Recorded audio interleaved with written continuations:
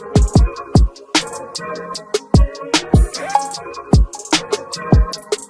right, guys, thanks for joining me. Thanks for having us. I appreciate it. This is a special treat. You guys are going to learn a lot.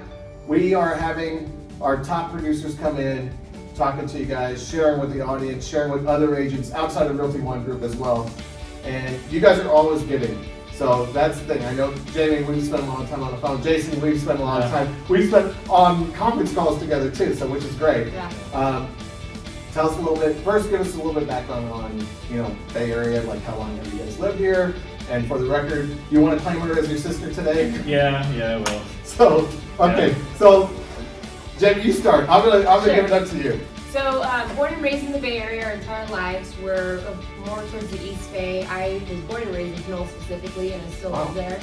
But I work in all the surrounding areas. I was born in Berkeley. I grew up in Berkeley, Albany. Moved to Knoll High School, so that's where I became a Anolian. Yeah. Is that even a word? It is, Anolian? that's what we call so, ourselves. Is it really? Yeah. Okay. So why did you guys leave the Bay Area? Or did you temporarily leave? See, She never left. I've never left. You never left? No, Never. it's my bubble and I love it. You do? Okay. Yeah, I love to travel, but I miss home. Oh, I love the Bay. I don't think I'll ever leave. Okay. So, but as far as like not venturing off to, did you live in the city at all ever? No? No. Okay. So, I lived in no- Walnut Creek. You lived in Walnut Creek, okay. Yeah. As an East Bay guy, okay, I can appreciate that too. Walnut Creek has its attractiveness from that perspective. Yeah. So what made the decision to get into real estate for you guys? What prompted you guys? Any family history in that? Yeah, yes and no. So I worked in the stock market for 12 years. I've always had this thing for markets. I love numbers. I just love watching things move. It was time for me to either move to Chicago or stay here, and I decided to stay. And one of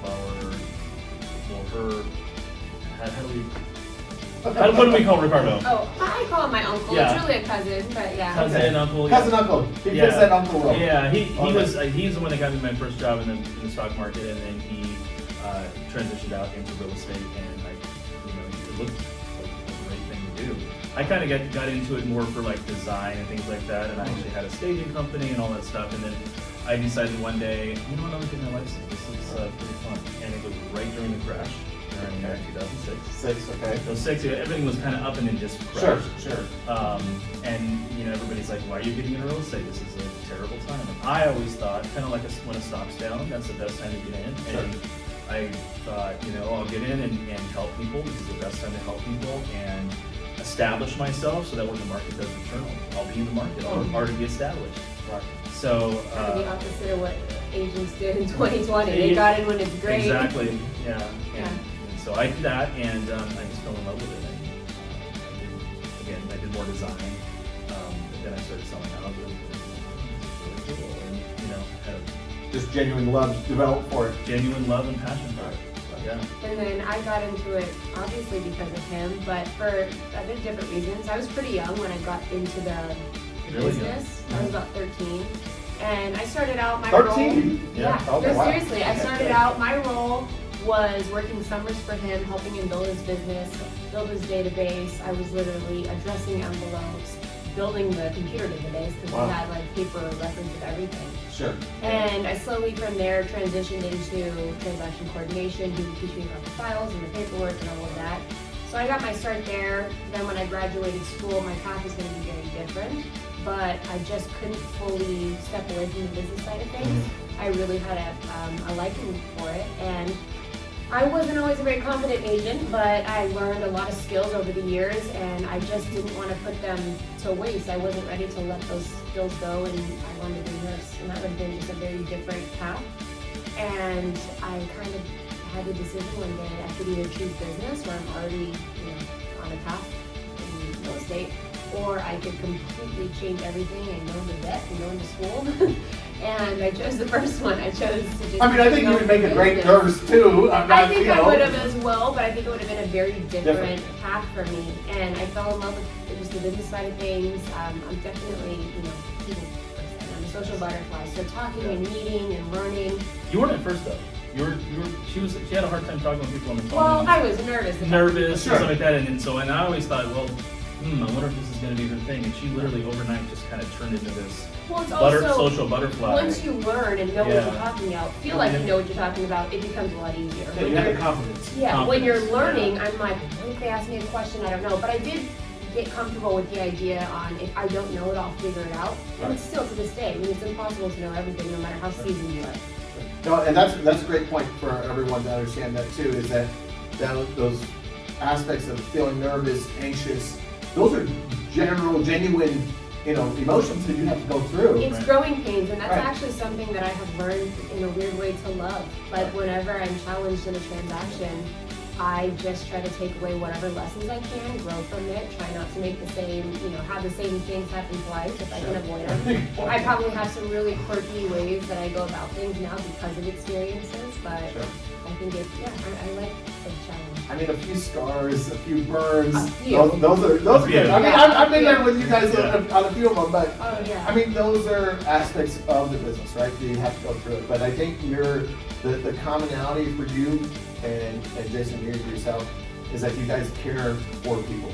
You genuinely Well, that's care for it. them, and you have to, right, in this business, because it looks glamorous. It looks like, oh, we're doing this deal. And you guys are great on the social media side. You guys have great collateral, so it looks almost effortless. Yeah. But we know, the painstaking There's a lot that goes behind behind the scenes. the Absolutely. scenes.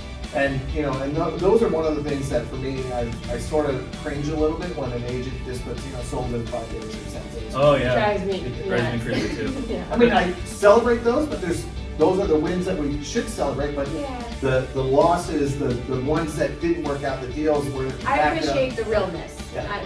There's a lot of, this isn't always glamorous. Yeah, it's it's- very rarely. I mean, it does make people, I think those that are non-agents, they go, oh, okay, I'll become an agent. And then they really get smacked and then they feel Yeah. like. So, I think, so do you guys mind sharing that age difference? Yeah, 19 years. 19 years, okay. My mom was pregnant. My mom was pregnant at my high school graduation. Well, yeah, she was pregnant. Yeah. Okay, so, all right, so now, you have a team, Jamie's part of the team, there's other members on the team too that you value and you love. How is it from your perspective to work with your brother, number one, because, then you have the family dynamic, because for our audience, I want them to understand that, hey, you're basically challenged with two things. And same with you, you guys are related, and you're working on a team together. Yeah. Although Jason's the alpha, it's his team, right? Correct? Not that you don't flex your muscles like that. No, Yeah. not I at all. don't, Not at all. I don't think, you're very inclusive, you bring everyone Yeah. part of it, but it is, quote unquote, you're leading, you're the alpha. Yeah, I mean, I You're call the- myself a mentor, I guess. Sure. I don't, I'm definitely not, I don't like to be a boss or anything like that. It's not that at all. Is he bossy, Jamie? He's not. He can be, he likes I mean, I have things my done the right moments. way, yeah. I'm very, Sure. I'm OCD, so I have, Right. details, and I'm all about the details, and things have to be a certain way, but I've learned over the years to sort of let certain things go. But yeah. But the leadership, you bring leadership to the table, right? And you guide, and Definitely. right? And we have to do that in our roles, right? As we're Yeah. trying to guide you guys. But the thing is that one thing I've noticed, Jason, you haven't ever flexed your ego, or everyone has an ego to a certain extent, but you don't showcase that, or you don't flex. No, that. not at all. That's just not who I am. I want to be with them. I don't want to be somebody who's telling them what to do, right? Right. So I want to be able to be there for them. If they're in a situation where they're at a house and something's happened, they need a toilet clean, I'm going to go help them clean the toilet. Got it. I'm not the guy who's like, oh yeah, well, I'll probably send somebody over. But you know what I mean. First time I'm hearing this. Yeah, right. No, but Guys, he cleans toilets. Yeah. You should be impressed with that. You should be impressed. No, but my whole way of mentoring is, we don't do transactions. We relationships. How many relationships can you create? It's all about the people, right? Doing Sure. the right thing for the client. The money will come. Don't worry about that. Do the right thing and make it all about people and connections and networking, and the money will follow. But people that focus on money and it's not going to last. It's short-lived, right? Yeah. I think we're Very much. in agreement to that. So, do you see yourself doing anything other than real estate at this point? Honestly, I couldn't imagine at this point. I think I have a lot of, kind of hobbies and passions and things that I probably could do, but every time I even think about, even if it's just like crafting or doing something, in the back of my mind, I'm like, this is taking me away from real estate, and that's what I want to be doing first and foremost. Okay. So I've learned to kind of balance life and make time for other things, but real estate is my... I think it's in the blood. Yeah. I really do. And so you started at 13. I started at 8, by the way. Yeah. Wow. Actually, because my dad was buying properties, and he would bring us into those properties. Actually, it was probably like 6, because I'm trying to think. This was in Point Park in LA. And he would drop us off, and he'd be like, all right, you guys gotta clean this place, and I'll take you to Thrifty's or McDonald's. That was a big treat back then, right? Yeah. So I was cleaning the windows and things like that. I was messing around more than anything else, but it was the 5 of us, and that's the mentality that we had, right? Either he was trying to lease it or sell. He wasn't an agent per se, but he was an investor, and so that's how we grew up in the business. And I was gonna be an accountant, and he was like, no, you talk too much. You should go into real estate. And that's really what he... You might have been onto something. Yeah. See, Jamie's telling me I talk too much, so, in a nice way. In a nice way. You No, can tell it. It's good So to be it's all good. It's just It's all using your good. skills for something. Yeah. That's true. So I was like, okay, and so that's where that started. So I'm glad you mentored her to, at this point, and that you guys, whenever we have a conference call, I've never seen you guys any infighting or anything No. like that. No. So there's a respect level. It's definitely respect.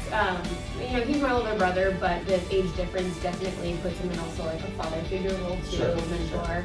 But yeah, we work really well together. We have our strengths and weaknesses. Right. Being siblings, we know what those are. Right. He's very detailed and slow with everything, pays attention to detail. I'm not a multitasker. She's always like, oh, I I'm can the I can do these. multitasker. I'm like, I need to do one thing at a time, then move on to the next. Biggest argument we have is that there's no such thing as multitasking. I'm like, well, I just finished 5 things at the same time. So I beg to differ, but You can do it, but you may not, depending on the individual, you can't necessarily be great. You can't cross all the I's and dot the, wait, no, cross all the I's. Dot T's. Cross the T's and No, dot the yeah, I's. dot the I's. I don't- You're multitasking right there. Right, see?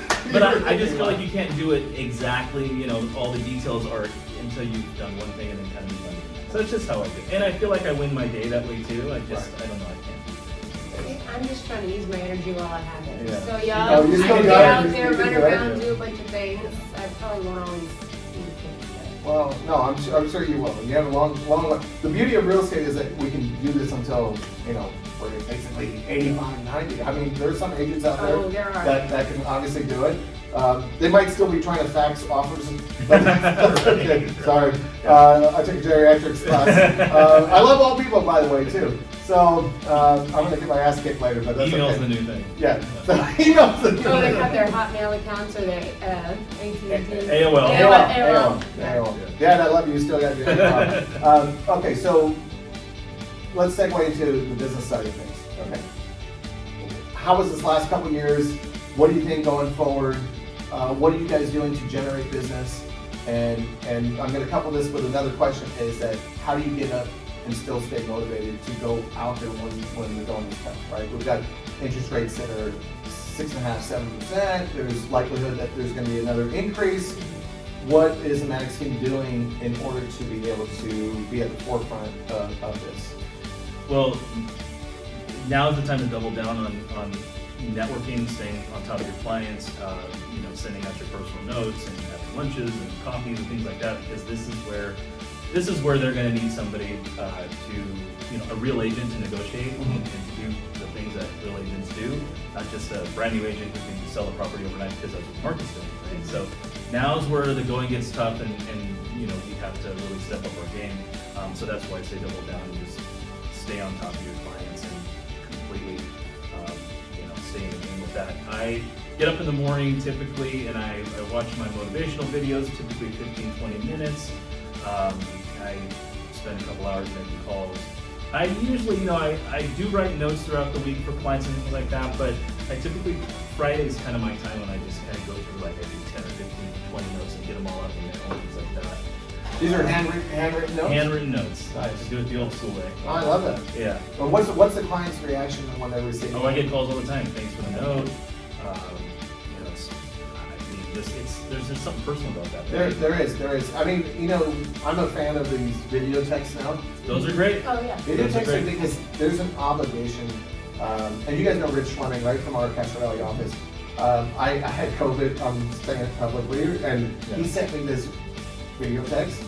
I heard you got COVID. I hope you feel better. And it changed. It was nice. And I responded to him. I got other texts from other people that heard you got some disease, heard you got this. I was like, a couple of X-ray ones, but I was like, no, it's not. It's just disease. It's just, it wasn't Big E, it was COVID. Right. So you guys are missing some of the letters in it. But as far as for you, when you're doing that, are you guys incorporating some of the digital marketing as well? Well, not as much video as I should. I am getting more comfortable with that. I don't know, like I'm old school in that way where I just hate to see myself on camera. I've tried it. Sometimes if I can go waste an entire day focusing on getting the video perfect, but just getting out there, getting in front of people's faces, I'm much more of an in-person. I always say I'm more of an experience.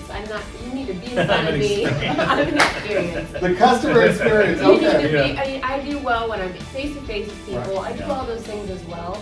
But just staying afloat in this market really just goes back to the basics. Like you said, this is relational, this is not transactional. And I think so many agents who got into this market who experienced these past few years in this COVID market, it was a world of its own.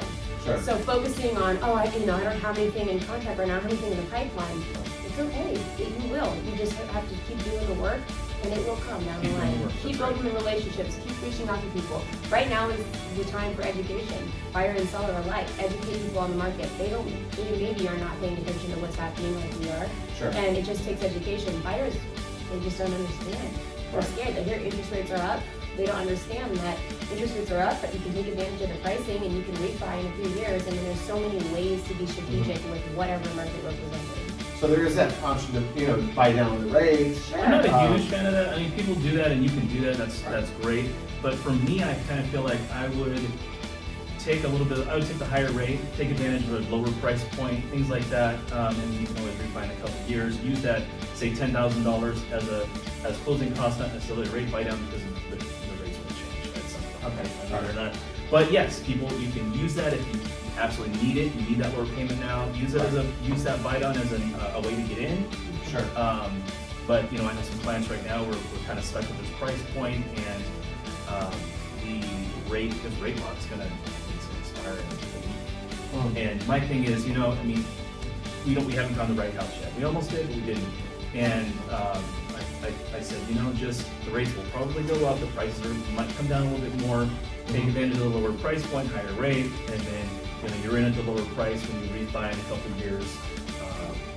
You got to kind of figure out what's financially right for you at the time. At the time, exactly. So everybody's case is different, right? So you guys are seeing seller concessions now? Yeah.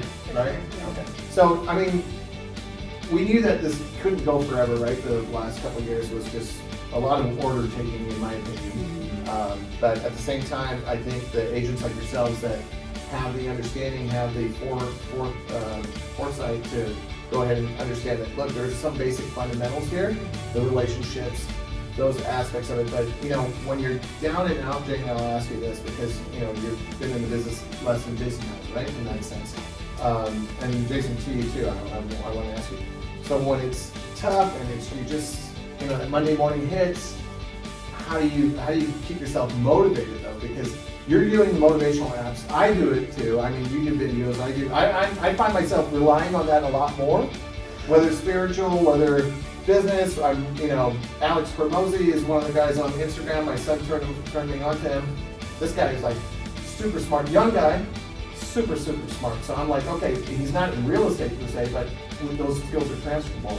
What are you using to keep yourself motivated? And that's difficult because I really enjoy working, but there are times when it's like you get a little burnout. You get a little burnout. Well, I'm a blooper reel on you. Okay. And it's that in that sense, it's kind of hard to bounce back. I actually just went to the Buffini seminar, which is all about bouncing back, and realized, wow, I'm not alone. There's a lot of agents out there that are feeling the burnout from going 2 years in a COVID market where you were just dropping what you're doing, answering whatever anybody needed at any given time, just giving your all. You do kind of need to find some balance and remember that, you do have to put yourself first at times. So I've gotten a lot better about that these past few years. boundaries are really big for me. You know, not being, definitely being available for my clients, but not letting my clients run my entire life. Exactly. Got it. And realizing that, hey, it's okay, it's appropriate for me to be out celebrating my mom's birthday right now and not taking your call at dinner. You know, Right, little right. things like that. So I just try to stay consistent and maintain balance at all times so that I don't experience that, if that makes sense. Yeah, no, it does. And I think most clients are understanding that, hey, as long as they feel acknowledged, Right. and sometimes it's simple as a text that, hey, I'm at a birthday dinner for mom, I'll hit you back up as soon as I'm done. And then they're like, okay, cool. Yeah. But I find that to be one of those underlying, I'm glad you pointed it out because it's one of those issues that keeps coming up for agents. It's like, how much, you know, we all have phones, we've got this, we've got that, thank God no more pagers, but at the same time, it's like, you can't shut it down completely, you know, Yeah. and it's hard, but I like just the fact that some agents will be like, hey, I'm not available at all, or they'll just shut off. It's just boundaries, right? It is I mean, we boundaries. need them in life regardless of Sure. business and with relationships, anything. You just need to set some clear boundaries. Doesn't mean you're not, you know, not a machine, but doesn't mean you can't be on the clock all the time otherwise. But you do need to take moments for yourself. So as far as, you know, just to drill down further in this, so is there any, do you have a spiritual takeaway? What do you do that from that perspective, just to keep, because this is a tough business, and the next couple of years, in my opinion, is gonna be even tougher. It's gonna be tough. So what else does Jamie do? So one thing that I've been really big on is, you know, my goal is to be 100% referral only. Because I think in that respect, you're working with people who want to work with you. Sure. And that's always been really challenging for me. Obviously, I'm not going to turn down business, right? I'm hungry all the time in this business. If I get a cold lead, whatever, I would love to meet new people, but it doesn't always work out well. You've heard some calls. You've had some calls We've had for some calls, me yes. where, you know, I'm ready to break up with the client mid-transaction Right. just because And I'm like, breathe, Yeah. breathe, Yeah. breathe. You're my Zen, he's my pit bull. So, but I mean, you have to figure it out. You have to and- figure it out. Yeah. Every transaction has a hurdle. There's something. So I think that's where, you know, whatever remaining hair I have left it's great for that reason, because, you know, I know it, and it's rewarding for me to help coach you guys through that, or, you know, just brainstorm, right? It's Yeah. more of that because you guys already have the answer. It's just of us just coming to that brainstorming agreement that, hey, this is the approach. Or the beauty in real estate is that it's a 30-day drama scene, if there is a drama scene or trauma scene. For the most part, it's 30 days. So we almost like, okay, we gotta, you know, take a hit, we take a punch, but it is brutal at some points because we're dealing with so many of these personalities. And a lot of times these clients or the other side, the agent, they're going through something that we may not just be aware of at all. That's the other thing about it too. You have to realize that we're all humans at the end of the day. Right. I mean, my lender said it best for a transaction recently. She's like, nobody's dying. Like, we have to realize nobody's dying. This is a transaction. We will get it done. It will close. We'll all be fine. You'll have your house. You'll have sold it. You'll be like, the money will be in your account. Maybe Sure. a day late. I think we just all kind of have to remember that. You know, not to say don't take things so seriously, but we just need to try to take a deep breath and take a step back sometimes Take it and down. realize. Yeah. And your clients will follow your lead, right? If you're high stress and you're high strung all the time, your clients will think that something crazy. Our biggest thing is we're usually taking on all the stress behind the scenes so that our clients are having the best Yeah, possible they're like, experience. wow, this went great. We're, you know, in the background, like, you know, just it's crazy. Yeah, I just took 4 bullets to the head, right? Yeah. Exactly. I've So- lost a lot of sleep, and it might only be 30 days, but how many years have I lost in my life? That's another question. No, that's just like, I think setting the expectation, the bandwidth of that, hey, this is going to be, every transaction has some difficulty in it. We just don't know when it will reveal itself. Whether it be a seller not, you know, being upfront or hiding something, or a buyer who's not necessarily forthright, or they're just, I mean, I still hear, which astounds me, is that a buyer went and just bought a car, you know, Yeah. or It did something happens. during that, and it's like, okay, guys, there's enough, you know, information out there. Don't buy a car. Don't buy this. Don't do anything without your agent Yeah. and or loan officer saying, hey, it's okay. Right? Well, and it all goes back to educating your buyer or seller. You know, you keep them educated, you keep them informed, you explain that things can go wrong sometimes, and you know, Transparency is key, as right? long as they know. Right. Yeah, transparency and communication. You just keep them informed the entire time. Things may go wrong. It's okay if they do. Sure. Like, it's not always your fault.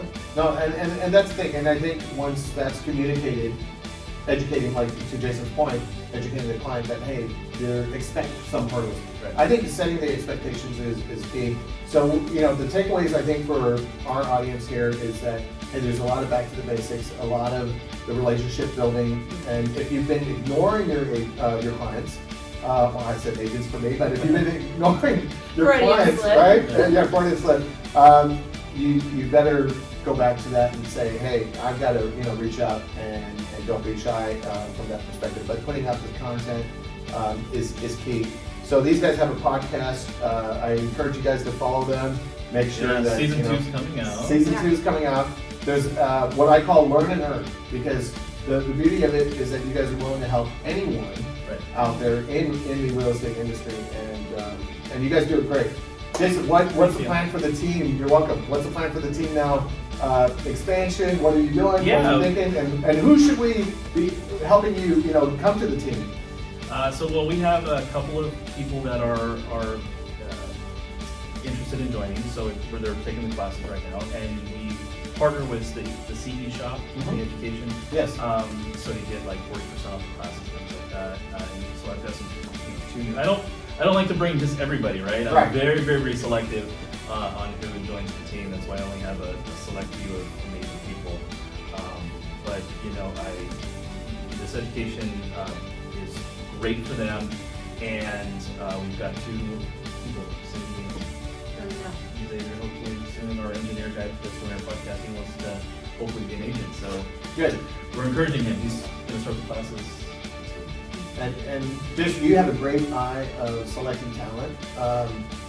I've seen that. You know, you've hired the right folks. You know, but I want you to expand the team. So I'm saying it publicly. I know. Yeah. I'm dying for you to do it. Yeah, you know, slowly but surely. I'm all about slow growth. I don't like this just, you know, pop up all these places and people, and everybody falls out because the market changes, right? We want to get a very strong foundation, and that way we just slow growth. I'm all about the slow growth. Right. I'm the Warren Buffett of building this. Building the team. I mean, I get it. I mean, and it is quality. I think Realty ONE Group, we've expanded, you know, a lot, but we've been fortunate with quality and quantity. Yeah. And then it's that intersection that we're doing. But we've said no to a lot of agents that have come, and they're abrasive, because we're looking for nice and productive. Right. And I think that's the 2 core fundamental competencies that you guys have, and you guys exude yourselves. You're always nice, and you're productive. Those are the things, right? Well, and my biggest thing is what brings you to real estate. If people say money first, you're probably not good fit. I agree wholeheartedly, right? And it's serving others and really helping them with this. And as we navigate the market, I know a lot of agents are nervous in what's going forward. I mean, I get it, you know. I don't think, and I want to share that with you, I don't think it's like an 08 situation. You know, the different dynamics, sure, is there going to be adjustments in pricing, you know, from that perspective, but I didn't see a lot of, you know, people just were getting fixed loans. They weren't getting these 227, 320, or 228, 327 loans like they were in the earlier years. What's your forecast? I'm going to put you on the spot for Jason, first you, and then Jamie. Jamie, I'm giving you a chance to take his. Yeah, hold on. See, what is Big Brother? I know, What's he saying? Well, I don't think anything's going to happen like it did before. I think we're going to see prices adjust more, probably 15-20% is my guess in the next year or so.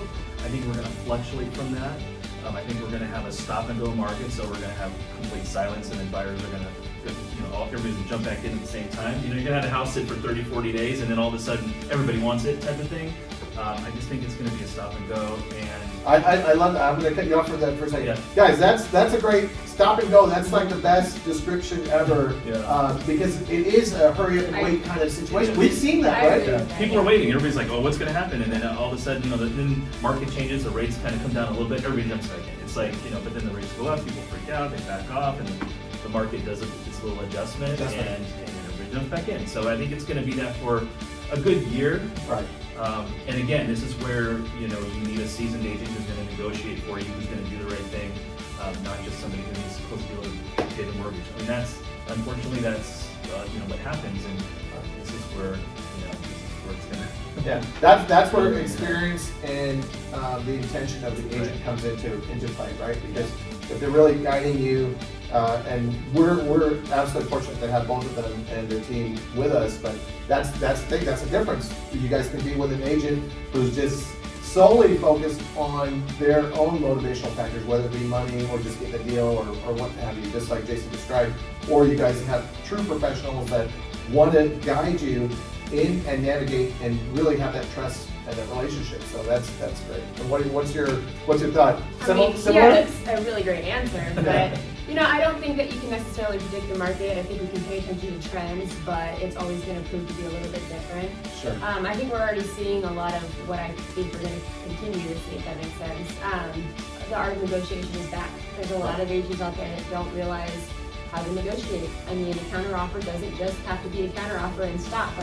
Sometimes it takes them back and forth. Sure. So I think that we're going to see a lot more of that, just pure negotiation, a lot more strategies coming into play. You talked about the buy down, seller credits, things like that. I think we're going to start to see more, honestly, what I feel is a traditional market. Yeah. So this COVID market was not really traditional. No, it was not. it was something completely new. I had an agent that wanted to remove his appraisal, didn't see, and called me and said, "What does that mean if I do that?" Oh I'm my like, God. "Oh no!" Yeah. Because we had a non-contingent on the table, and he just wanted his clients to get the house. I'm like, so I find myself educating a lot of agents at this. I finally come to a point where now I think I would be ready to be a mentor, because I find myself, talking to these new agents all the time and just saying, "Hey, let me just give you some advice here, because you don't want to be just clients into that kind of trouble. Sure. You need to know what it means if they're going to know what it means." Of So, course. And we don't typically, it's like a lot of people are like, we want offers non-contingent. We're not like that. It's No. like, we want you to do the right thing for your client too. Right. And we don't want to, be in a lawsuit in 30 days either. So leave your contingencies in place, maybe shorten them a little bit, but Sure. have a contingency period to do your inspections, do your due diligence. Right. And, rest of it. I still like, when inspections are done ahead of time, right? And We're big but on We that. still do that. Yeah, and we're big on it's, one of the things too, and I've had a couple discussions with agents where the seller's gone ahead and got the inspections done, and the buyer wanted to do their own inspections.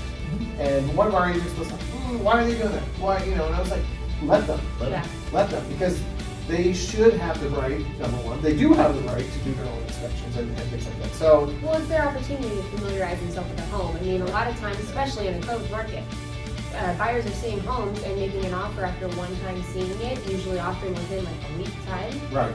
It's a lot happening, it's a lot. and you don't want any buyer's remorse ever. So let them familiarize themselves. You've already provided inspections. There's ways to, negotiate things if Right. they try to whatever.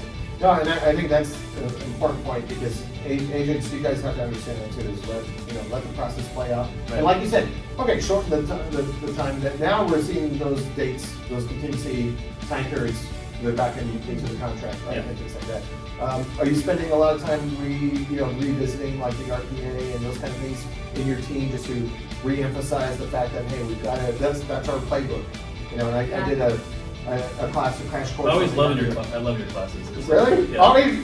Well, I'm gonna have to pay you for that. No, they're great. I appreciate that, Yeah. and I do really appreciate that. So I'm bugging your brother to really possibly consider having an office. Yeah. And now that you earned your stripes. Oh, great. Now he's gonna. Now you're my target. I'm like, why am I asking the brother when I should be asking the sister? Right. Yeah, I'm the one that you need to get through first. Well, let's. I'll be first line of defense. Why didn't you tell me that? You should have just told me that from the get-go. Jason, you didn't even say that, Yeah.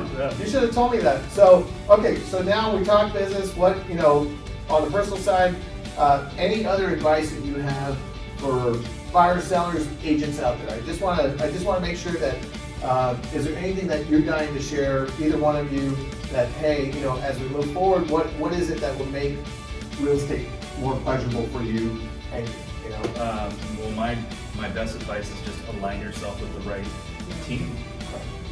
Whether it's us or somebody that's great, who's going to put you first and not themselves. I think so too. Surround yourself with a good mentor.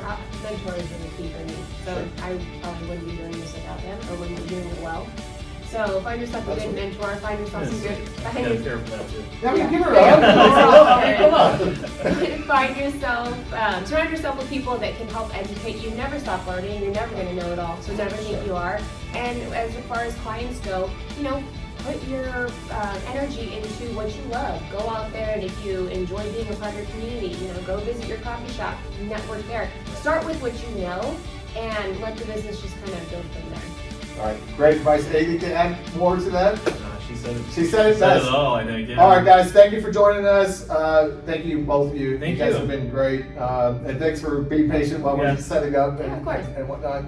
We'll see how the feedback is on here, but I'm sure the feedback from the agents is going to be great, you know, from you guys. But there's some great takeaways here, and that was the whole point of this, is just to tap into talented people that understand part of our group, of course. Shout out to Realty One. Hopefully you guys enjoy the experience here. Yeah. You know, We do. Yeah, you guys have a lot to offer. Yeah. Thank you. And it's been already a few years, right? That you guys are gonna have to It's been a while. you know? I know it's been a Yeah. while. It's like time is just going Yeah. like that, and no, we really appreciate that. And my only thing for you is just I see that you have something great. I just want more people to have it. So I think it's like your moral obligation Yeah. to Yeah. share Yeah. more of you, because it's just like a real estate transaction to me. It's like, okay, you know, yes, you know, a smaller transaction size is okay, but you know, if you're gonna spend the time and effort, the energy, the process is the same. So you can see I'm applying really I know, good yeah. pressure to him. So I mean, he's talented, so that's why I do it. If you weren't talented, I would just be like, okay, great. But all right, so that's it. That wraps it up. Thank you guys. Thank you.